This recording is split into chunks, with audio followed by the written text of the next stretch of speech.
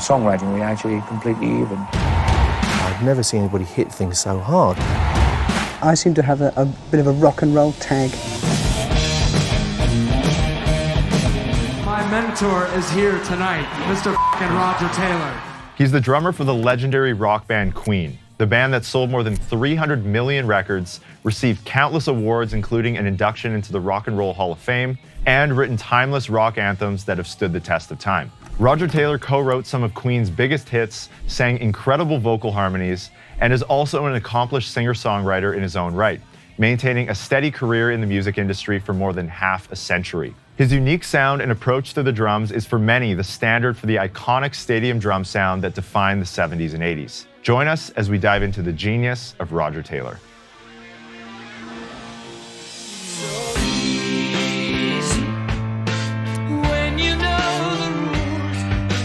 Roger Taylor has always had a recognizable and unique sound on the drums, and one of his most signature characteristics is the sound of his backbeats.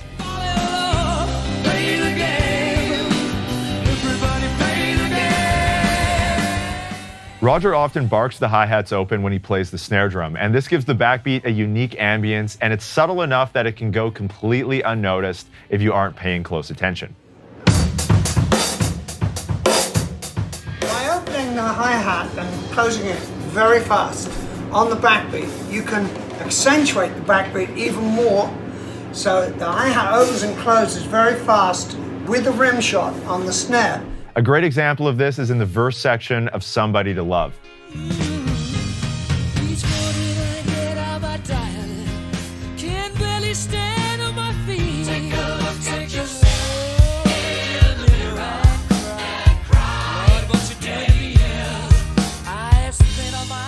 Roger's expression on the hi-hats goes far beyond adding aggression to his snare drum.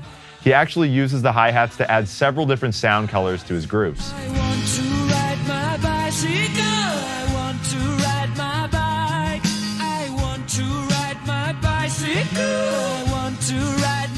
Now, on the other side of the spectrum, Roger is known for exploring unusual sounds with effects and samples. Check out this heavily gated drum sound at the peak of Who Wants to Live Forever.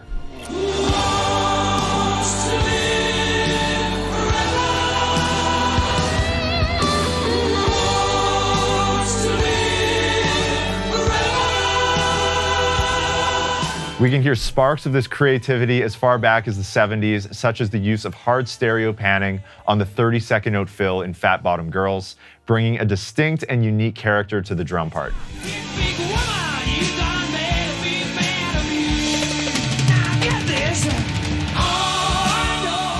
In the song You're My Best Friend, there's an interesting drum fill that happens several times throughout. Roger takes simple 8th note triplets but plays them ascending from his floor tom all the way up to his rack tom, rather than the more typical left to right approach.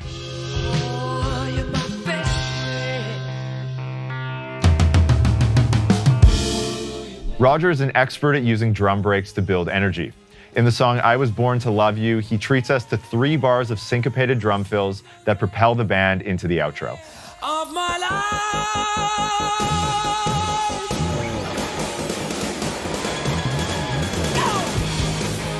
Or in the drum break from the song Under Pressure, we get 6 bars of Roger's signature triplet and syncopated 16th note drum licks.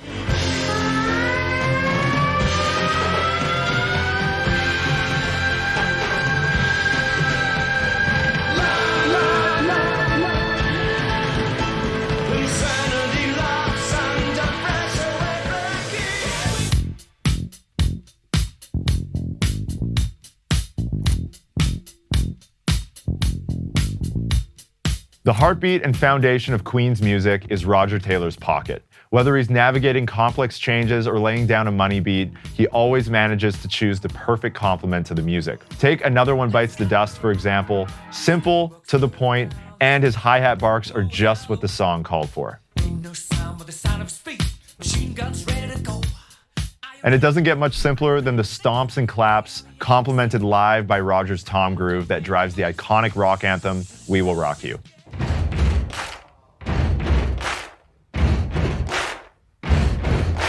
We see this kind of perfectly chosen simplicity across many different Queen tracks.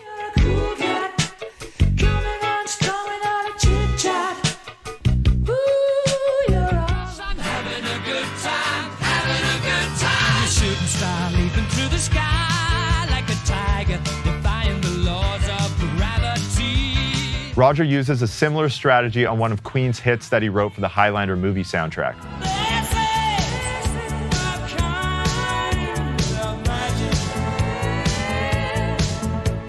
Now, even though the beat is really simple, the choices he made for which cymbals he had on his kit really complemented this groove. As I mentioned earlier, Roger actually co-wrote some of Queen's biggest hits like Radio Gaga.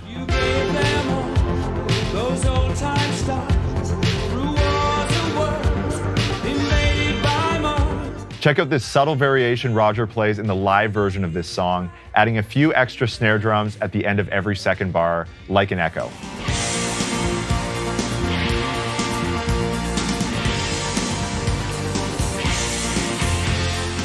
These small but interesting variations are a big part of Roger's voice on the drums. First, let's check out the groove and his costume in I Want to Break Free. God knows I want to break free. And what's really cool is that later in the song, you continue to hear Roger play that same groove you heard earlier, but he overdubs a ride cymbal part as well.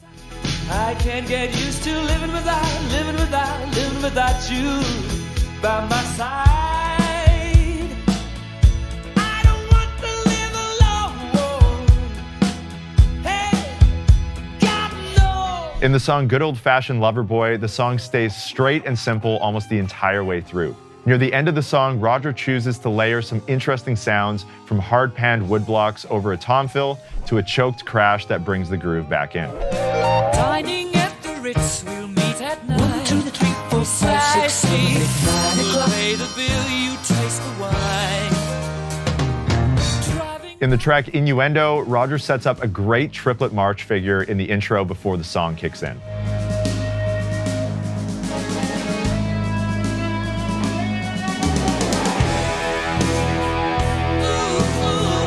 Even though the march gets abandoned when the band kicks in, Roger continually references it in his fills throughout the song.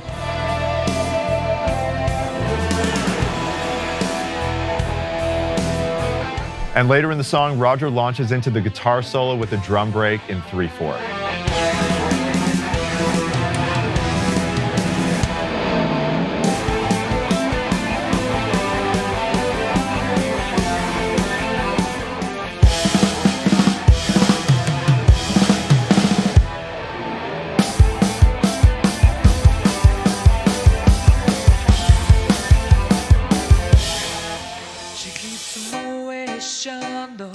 In a pretty cabinet, let them eat cake, she says, just like Marie Antoinette. Roger is a master at making crazy arrangements feel natural and comfortable to the listener. A lot of Queen songs are action-packed with changes, oddly phrased accents, and abrupt starts and stops. You can hear this from very early in their career in one of their oldest singles, Killer Queen. She's a killer queen, gunpowder, gelatine, dynamite with a laser beam, guaranteed to blow your mind. Ooh, recommended of the price, insatiable and appetite. Wanna try? And again in the bridge of Crazy Little Thing Called Love. She leaves me in a cool, cool sweat.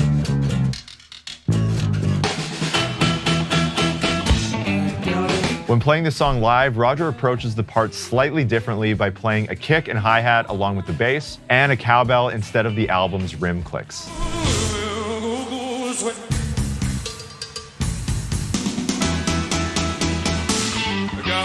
Roger had a masterful way of complementing Freddie Mercury's vocals. The song Death on Two Legs rarely stays on a straight beat for more than a bar or two at a time, with fills and changes that almost double Freddie's vocal phrasing. Taking all my money, and you want more. Another example of Roger supporting the vocals are the shots in the bridge of Hammer to Fall, where you can hear some of Roger's cymbal chokes. Hammer to fall.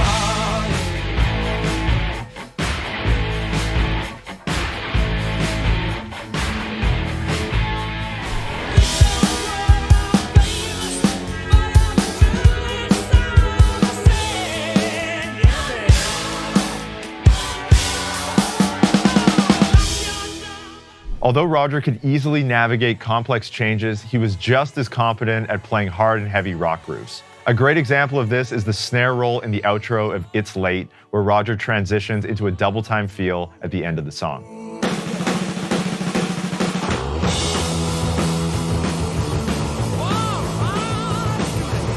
Or take the song Stone Cold Crazy, which has a mix of a punk feel and some prog rock shots near the end of the section. Here come the law, gonna break down the door, gonna carry me away once more. I never want it anymore, gonna get away with Stone Cold Floor. Crazy, Stone Cold Crazy, you know.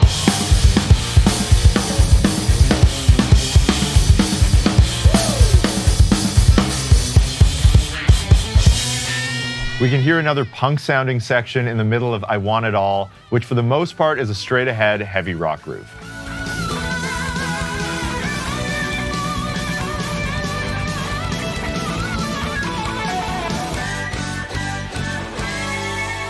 And we can't forget about what's arguably Queen's most iconic song, Bohemian Rhapsody, where Roger sang some of the legendary high vocal harmonies. I was more featured on the high parts because I had that sort of cutting high note. So the choir sings Let Him Go, but the top line, which is just Roger, because he's got the highest voice, he's the one who can make those top notes really cut. Let him go! Let him go! Bohemian Rhapsody has one of the most intricate arrangements in rock music. There's about a minute of chaos in the operatic section that launches into one of the most iconic moments in rock and roll history. Beelzebub has a devil put aside for me, for me, for me.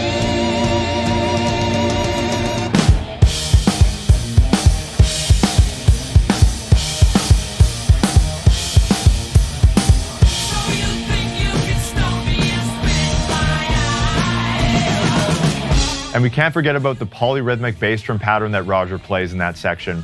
Here he's playing every other triplet partial, which gives a 3/2 feel on the bass drum. Can't do this to me, baby. Just gotta get out. Just gotta get right out of here. We may be shot. Looks my brother. I carry on the line. So far we've focused on Roger's storied career with Queen, but he's also created solo records and collaborated with other artists throughout his entire career.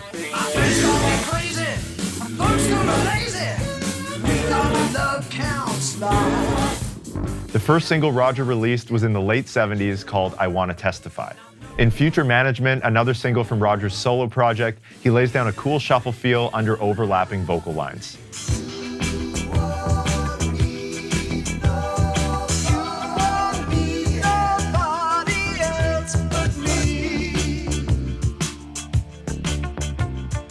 As much as Roger's go-to is to play simply and support the music, occasionally we do get to hear him play some more complicated drum breaks, like this one in Let's Get Crazy.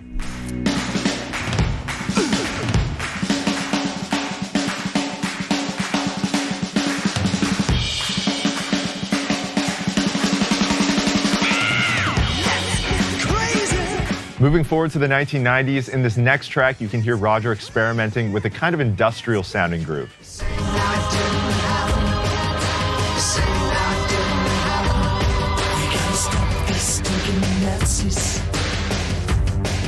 On the 2021 album Outsider, Roger released a track called More Kicks. This is a clear tip of the hat to one of his rock drumming heroes, John Bonham, as it bears a striking resemblance to Led Zeppelin's When the Levee Breaks.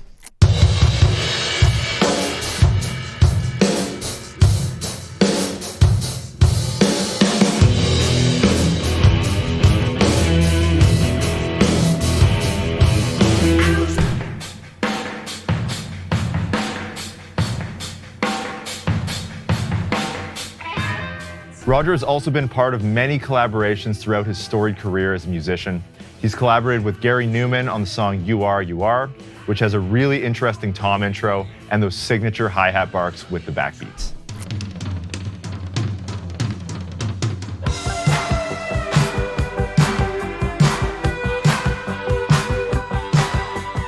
And he lays down a great shuffle groove in the song Angeline by Elton John.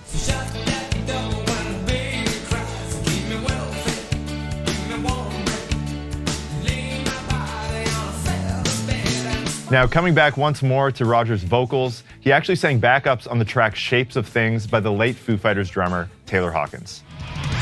Come tomorrow, we'll all be older. Come tomorrow, maybe a soldier. Roger and Taylor became good friends over the years, and Roger performed with the Foo Fighters on multiple occasions. When I was 10 years old, my older sister took me to go see Queen in concert, the first concert I ever saw. And I watched the drummer, and I said, I want to be him. I want to do that. Well, my mentor is here tonight, Mr. Roger Taylor.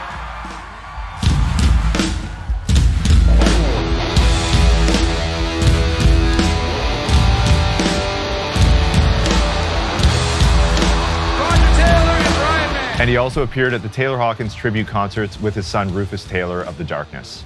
And I think it might have been Roger that had this idea. Was this your bright idea? This is your idea. Sure was.